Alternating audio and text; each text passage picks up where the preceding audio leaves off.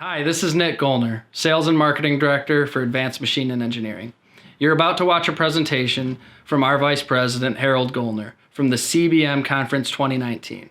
The conference is all about monitoring the performance of your machine tool and the conditions inside. His presentation is Industry 4.0 Lives in Your Spindle. We hope you enjoy, and we hope you come to us with any questions you might have about the presentation.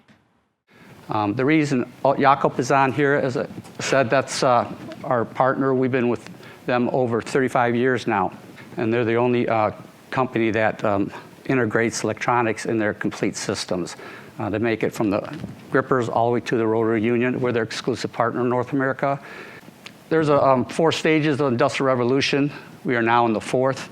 That's where we are today, and that's where the app really shines, because integrating all their sensors and monitoring into the drawbars and so on. We're going to break it down a little bit here. The control and assistance systems, which is here. All these are incorporated in this. It's all part of it. That's where they're located in the spindle.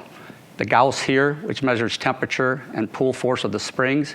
Got the in-west that's incorporated in the Unclamped unit. We're going to go all through everything here, because I'm going to repeat myself, because we're going to lose everybody if I think trying to remember what I said in my first slide and so on. But it's condition monitoring on the rotary union, the Gauss, which senses whether or not the unclamped piston is all the way back before the spindle rotates, and we're going to go through that. And the Planko senses whether or not there's any chip or anything between the tool and the spindle face. A typical drawbar, or any drawbar, it doesn't really matter. As I said, we provide a complete package from the grippers. This happens to be an HSK gripper assembly. And that's here. You got a radial air blast, because you got face contact in HSK. You want to make sure you can clean the taper in the face. Then the pulling head, which is the springs, the draw rod. And then the unclamped unit, a lot of it's built in here. The only thing that we show here is the in-west. It's the older system. It's built in the MSU package now. That's why it's here, because it's an older slide. And that senses the drawbar position, whether or not you unclamp, clamp with tool, clamp without tool. And then the rotary union for the condition monitoring. Okay, so let's have some fun. We'll start with the MSU, multi-sensing unit. Okay, it combines the in-west, which is the older system, but it's still positioning of the draw rod. Then you have the Gauss that senses that the unclamped piston is all the way back before it rotates. And then you have an optional leakage monitoring in that package. But the MSU always comes with these 2 features. It just shows a cutaway of the unclamped unit. You can see the target ring, and which is attaches to the coolant stem. Coolant stem is where the coolant air blast comes through. This is all stationary, non-rotating. This is the drawbar, and then you have the Gauss here for the unclamped piston when it comes in contact with the drawbar, because of the power-off system. The drawbar does the clamping, and the actually springs do the clamping. And hydraulics does the unclamping. This is what it actually looks like if you had it holding it in your hand, and that's where the rotary union goes in here. This is the electronics. We've come a long ways in electronics, because in the old system we had a gray box that was outside the unclamped unit. That was the in-west system. But now everything was so compact, so we can incorporate everything inside the unclamped unit. This is stationary. Here's where the flange is that mounts to the housing of the machines, concentric behind the spindle, because again, that's stationary.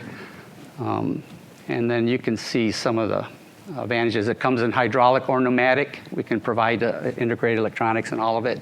It's lighter than a mechanical signal ring, less problems with balancing. Everybody's familiar with the signal ring that's usually on the OD of a spindle shaft with proc switches and all that sense positioning.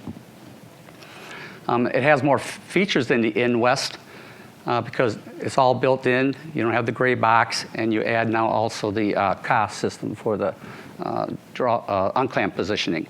So it's also less expensive. I mean, electronics, coming down in price, also the package becomes a lot more simplified and less expensive. Okay, so now we will talk about the in-west. That's for positioning.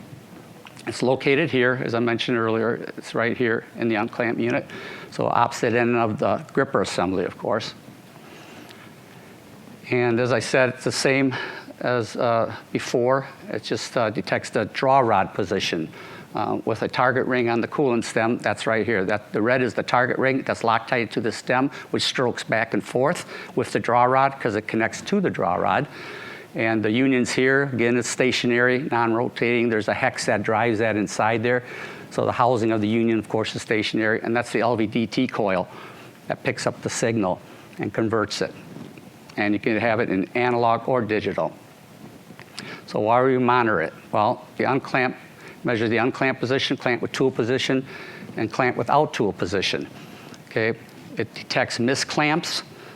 For example, if you don't have this and you try to rotate the spindle and there's no tool in the spindle, the fingers are just flopping in there, and that's not good, and you lose production time and things like that, especially in a situation where you have transfer lines and there's no a way to monitor it really.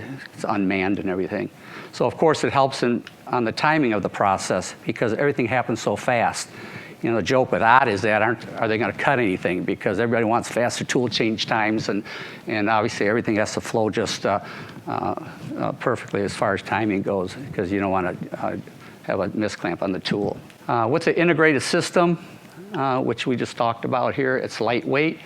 It's small dimensionally as far as inertia. It's all, there's no wear at all on those. None of the components are in contact. There's no sensor problems because it's all built electronically. Nothing mechanical.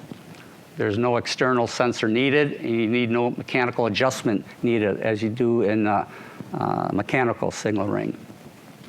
The conventional style, it's heavy. The customer normally provides the signal ring, which you have to mount on the OD spindle shaft. You got a big spindle shaft. Now you got a massive signal ring on there. You're going to have a problem with balancing issues, run-out issues, and it can get expensive because that's part of your parts list now. Where this gets rid of all of this. You don't need any of that. So you don't need the brackets. You don't need the proc switches.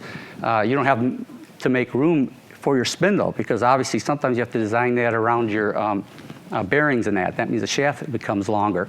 This is all outside the spindle. This just shows our style where we have a mechanical signal ring. This is an ES style. Only the springs are buried inside the spindle. And then the union and our cylinder where the intensifier is in and the signal ring is in there. And we still sell it. I mean, it's not a problem having it, but everybody wants the latest and greatest on their machines when they're selling their machines. Okay, again, this is an IS-style drawbar. It's all integrated.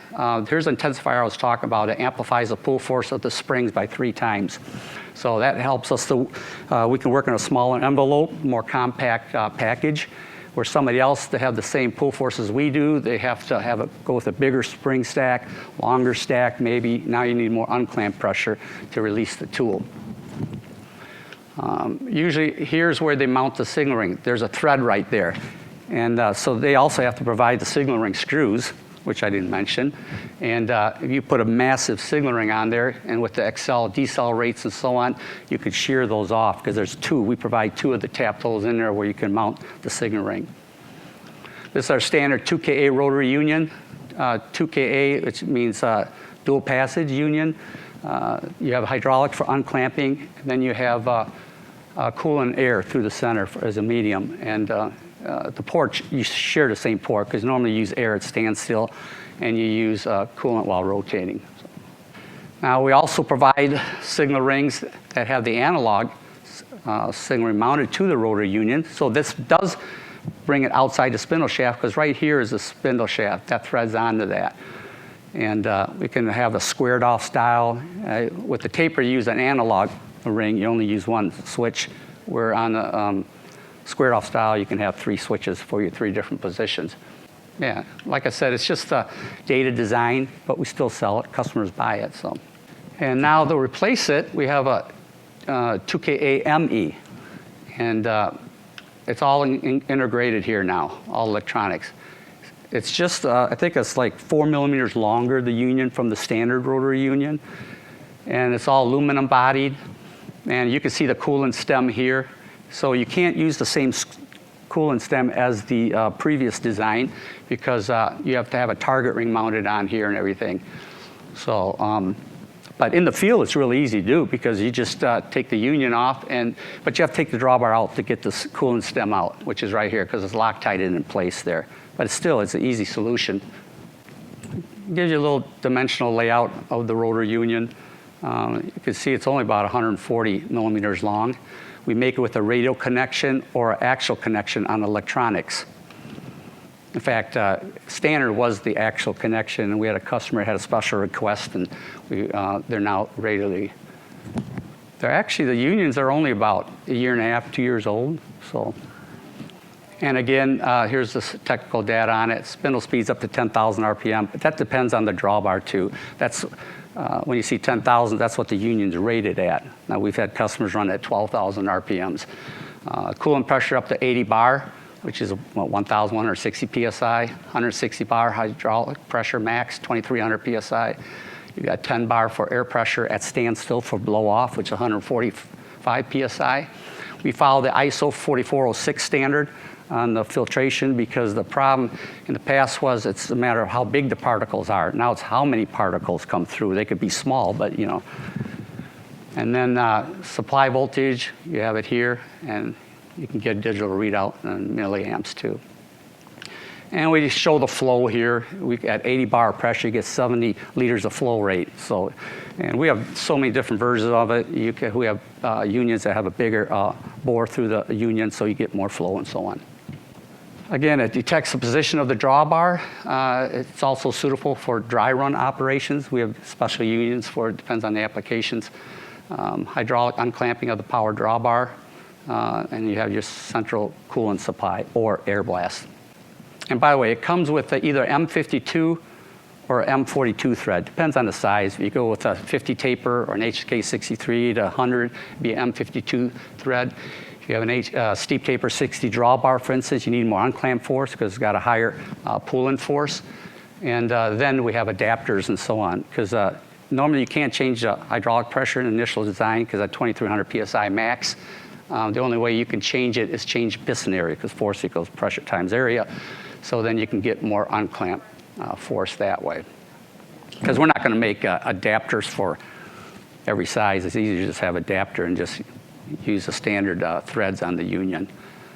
Okay, and this was the 2KL, which is just air blast only, no coolant. That's the only difference between the two. So it's the same specs, really.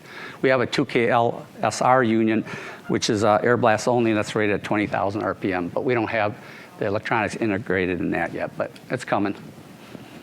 Again, it's same as before. Nothing changes except only for air, for cleaning.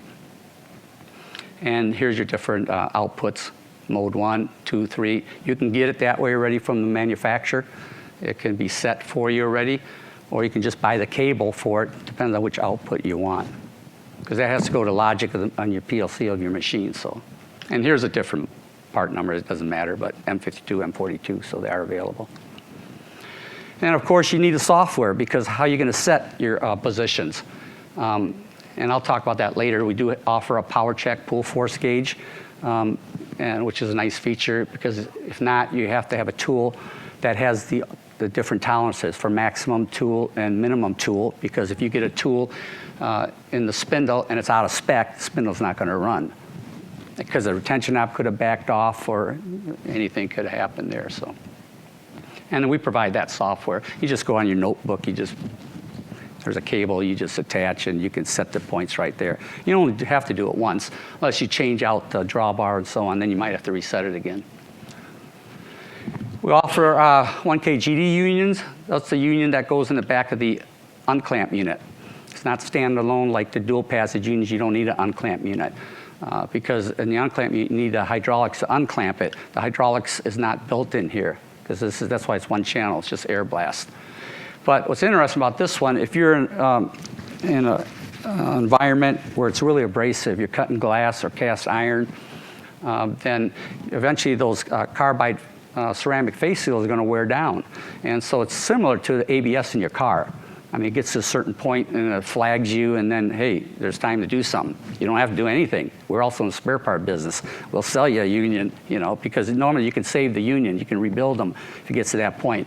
just like a car. If you get to beyond that stage, then you have to place rotors now and things like that. So, all right, we're going to talk about the coolant rotor unions. And it's located here. That's what we just talked about. And it goes in the unclamp unit right here. And with the MSU, the multi-sensing unit, as I mentioned, you have the Gauss and you have the positioning. But you can also, optionally, you can get the leakage detection built in the unclamp unit. If you have a vertical spindle, like GMN has them, it's open. So any leakage, the coolant can get into the motor and burn up the motor. That's not good. Now we do have drainage ports on there. They're threaded. If you want, you can route the lines back to the coolant tank or the hydraulic tank. But this senses the leakage, especially in vertical applications. So here's our 1 kGD union, the one you just saw. And so it gives you an idea. Green is good. You're always going to have a little leakage. You're never going to have a leak-proof rotor union. So whatever somebody tries to sell you, oh, we have leak-proof unions, that'll never happen. They're always going to leak a little bit because it also lubricates the seals.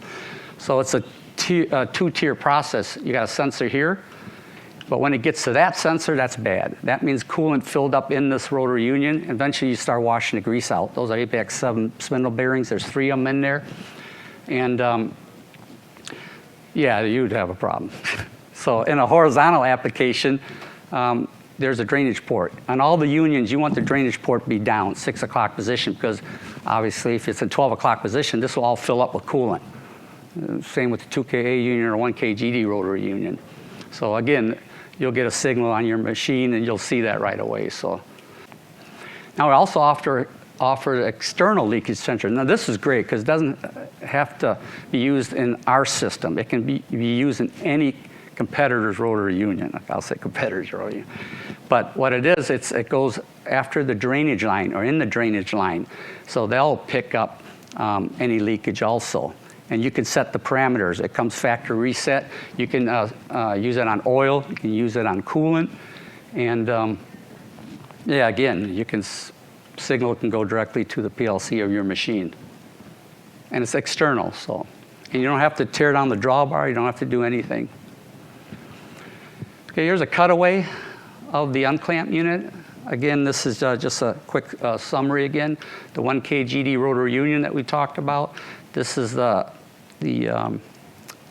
leakage sensor that's mounted here. That's optional, again, because you're going to get it with the positioning of the drawbar positioning. And you have the sensor here to make sure this unclamped piston is all the way back. And by the way, this is really easy to do. I got 2 plates here. You just take the screws off, the plates just slide out because you got a groove there. You just pull the union right out.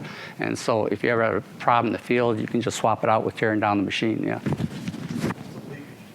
Okay, and again, the features of the MSU. Okay, and that's the icon they use for it. Stroke measuring, drawbar position, unclamp positioning, your optional leakage monitoring. And then, and I didn't know this either, so that was new for me. And when I did this, is it also, for preventive maintenance, it gives you a stroke and hours and runtime too. So for preventive maintenance, it's a nice tool to have, you know. I mean, does anybody do preventive maintenance these days? Probably not. Especially aerospace and automotive, you know, you rarely see them do that, but because they don't want to shut down the whole line. They expect things to run forever, you know, so. So it's all plug-and-play monitoring solutions. The system is integrated in the unclamp unit and in our 2-channel rotor unions. Compact, no additional mass. It comes with software, so you can set all the points. Now, we also have diagnostics, just like in a car, you know, because nowadays, back then, remember the days when we worked on the cars, everybody can work on them. Now it's so much electronics, you know, in the system that you need something to do the diagnostics. And you have different points here, obviously, it depends on what you're checking. So again, it goes to your notebook. You can see your milliamps, your voltage, all your flows and everything. And so it depends on the mode and it depends on which component you're using. And now we talk about the Gauss, which is in German it's Kolbenanschluss. So that just means piston contact.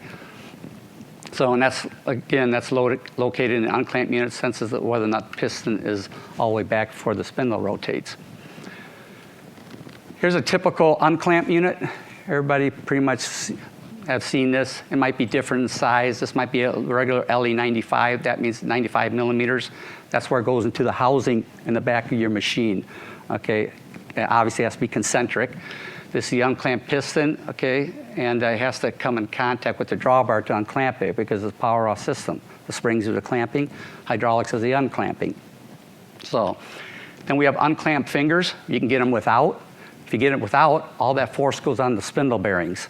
Okay, now I've sold them without the unclamped fingers because the bearings can handle it and so on.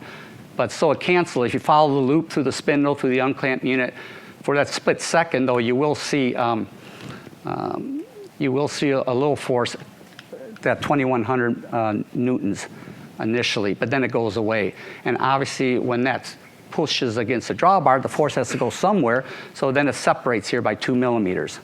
And I'm going to make a comment on that in the next slides there. It detects the unclamped piston. It's a digital output, and that's only when the piston is retracted all the way back. So the key to this is because you eliminate issues like friction welding. We've had cases where normally on the clamp side, to bring the piston back, you got to at least have like 5 bar pressure or the same hydraulic pressure you use for unclamping to make sure that piston stays back in the unclamp unit, especially in a vertical application. Problem is if you don't have pressure on that side, the piston gradually starts coming down on gravity or whatever vibration of the machine, it forces it down. And then that piston will come in contact with the drawbar, and that's not pretty. I've seen them where they couldn't get the unclamped unit off. They had to cut it off because it literally friction welded. Customers say, well, we didn't do it. We don't know what happened, but you look at the unclamped piston, it's all blue, so obviously it had contact someplace and so on. There's other manufacturers that have tried to do it with a sensor, a prox switch in through the unclamped unit, and you can sense it right here. Can everybody see this okay from there? Okay. So, because it picks up the edge here, okay. Some have put it on our unclamped unit. In fact, that's what I started telling them before we had this. And you can put a prox switch over here because you got 2 millimeter stroke here. So anyway, so when you're clamped, you want to make sure that's closed. And then you can also monitor with hydraulic pressure. But the problem with both these, you don't know if the tool is in there because you're using pressure only to unclamp, not for clamping or anything. So you can unclamp it, that's great, you know your unclamp position, but you don't know if there's tool in or clamp without tool if there's a tool in there. And now we're going to talk about the Gauss. And then it's located in the drawbar, in the pulling head. And it measures the spring force and the temperature. Okay, that's the Gauss. And you got basically a rotor and a stator and a rotor. Obviously, well, we're going to show that in the next slide anyway. But now it's interesting, it only picks up the spring force, not the pull force that the tool sees. Okay, but we don't care because the whole idea is you're looking for trends anyway, because the springs could get bad, especially bevel springs. If you look at the weakest link in the system is the springs. Now we have double wound springs, we have other, springs, gives you more life, a higher pull force, and it doesn't rust and things like that. But anyway, and that's all built in the unclamp unit too. As I said, there's a stator, that's stationary, and you got the rotor. And then now the planko. It's not an afterthought. You got to design that in the beginning because the whole nose of the spindle changes and the housing changes, okay? And it's mounted right here in the front. And again, it detects whether or not there's a chip between the tool face and HSK. I guess you could use it in big plus, anything with face contact. Yeah, you got your reading head on the spindle. And you obviously have an air gap because the spindle's rotating. That's not rotating. You got the antenna, and then you got the cable and the resonator. And yeah, you can kind of see it built in over here. So basically the tool comes in. Everything's good. You get a chip in there, and it's going to flag the machine. Obviously, if you have an ideal situation, you have a great surface finish of your parts, because that's right away when you start noticing. When the surface finish, you get waves in it or chatter and things like that. Okay. Now, it could be because the pull-in force is low too, but this also obviously helps that. But it's mainly for chips, because now you could have imbalance issues because you got tools that hang way out, and the further you go out, the worse it gets, especially on boring bars maybe and things like that and so on. And so you can see why dimensionally you'll have inconsistency and so on. And obviously the suboptimal tool clamp situation is no dimensional, it's just the opposite basically of the ideal conditions. Here's what's interesting too, because it's highly precise, okay, because it could detect a gap of 10 microns, and it speeds up to 20,000 RPM. This is a sample for an HSK 63 model. It's got short measuring time, meaning that the only way it works, spindle has to rotate. So it depends on your XL rate. I mean, you're not going to be cutting anyway until spindle ramps up. And you only need 1,100 RPMs. In most cases, you're running, this is more high output machining and so on. Compact design, there's no electronics needed. Everything's built in, just the cable coming out. Cost effective, obviously, then if you have to come up with your own solution for that, because it's all self-contained. And the calibration is really low. All you really need is a good qualified tool, that's the spec, because you have to put it against the face. You don't want a tool that's got a nick in it, and obviously it's just common sense. So you don't need really anything to calibrate it, but just the tool. So, all right, and then the Powercheck. Well, the purpose of the Powercheck is to measure pull force. I mean, how do you know what the pull force is? If you're a spindle manufacturer, rebuilder, and so on, and you rebuild the drawbar, before you send it out, you got to know that the pull force is correct. Now, we're also going to talk about the Powercheck magazine, okay, which is these. That stays permanently in the magazine of the machine. But this is a handheld unit. You can also put it in the machine. Here you need a V-flange, because the tool arm has to pick it up in the magazine, obviously. Here, there's no V-flange in there. I had one customer, hey, it's not working. How come it don't work? Well, you gotta have, obviously, it's gotta simulate the tool, so you have to have a V-flange on there and stuff. You get a digital readout and everything else. You got a tolerance ring on here, and that's where I mentioned earlier to set your clamp width tool, you want to set your min and max tolerances. And each graduation on here is 4 thousandths, 0.1 millimeters. So steep paper, let's say 50, we go plus or minus 12 thousandths, for instance. So that's where you set your range, part of this, the ISO standards for B550 tool holder. And for HSK, it's plus or minus 0.1 millimeter, 4 thousandths. And so you only go one click on both sides. And that's where you set your range, because you don't want the spindle to rotate if you're out of that range. You got a tool, like I said earlier, if the tension knob backed off, or tool's out of spec, or things like that, you don't want the spindle to run, because you could do damage to the spindle then and everything. This is just perfect for Industry 4.0, the magazine one. You get like 30,000 measurements, and it only wakes up when the tool changer arm picks it out of the magazine. So you need obviously an empty pocket in the magazine, but it stays in there, it just sleeps in there until the arm picks it up, and the jolt of it will wake it up again. So you have about 2-year battery life. That's a tool, but now you're gonna use a Powercheck. Okay, so basically you zero it out, and then you get the pull force on there. Now, the other thing nice about this is you could cheat. If you want to set your proc switches, you could turn that ring, as I said earlier, so you could do it right here. So you can see where your pull force is when you're simulating the tool being further out or further into the spindle.